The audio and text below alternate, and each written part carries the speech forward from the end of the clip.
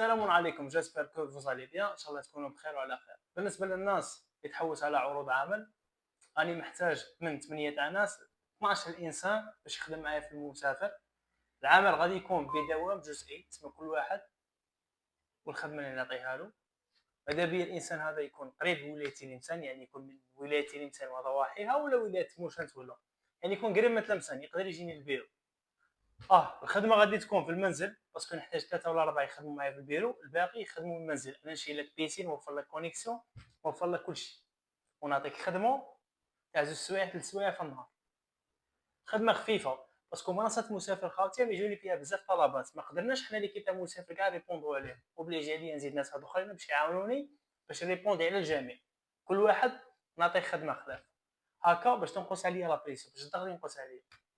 المهم الخاوه ماذا بيا يكونوا من تلمسان او ضواحي ولايه تلمسان لي زونفيرون، ولا يكونوا من ولايه موشنت، يعني يقدر يجيني البيرو تلمسان باسكو نحتاجهم من السيمانه للسيمانه. هذه حاجه.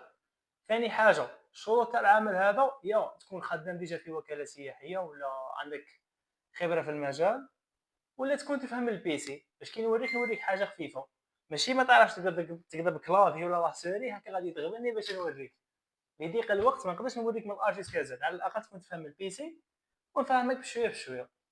المهم اي واحد فيكم راه انتريسي بهذا العرض هذا يبعث لي السي في نتاعو في الايميل، هذا الايميل بعث لي السي في تاعك وراح نتواصلوا معك، نشوف البروفيل تاعك ونتواصلوا معك.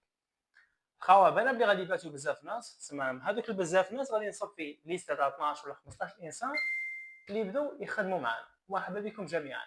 بالنسبه للعمر خاوتي ما يهمنيش، 18 سنه فما فوق او اقل ما يهمنيش، لكن من المستحسن 18 سنه فما فوق يكون في السن القانوني.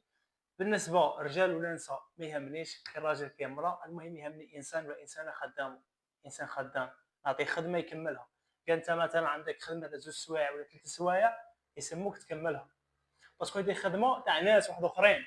انا كلمه الكلمه الانسان قال مثلا خدمتك توجد في نهار ولا يوم ولا 3 ايام يسموها تكون واجده. تسمى ماذا بيا الناس اللي يخدموا معايا يكونوا ناس سيريال. المهم الايميل هذا هو، ابعث السي في تاعك وراح نتواصل معك. سلام عليكم.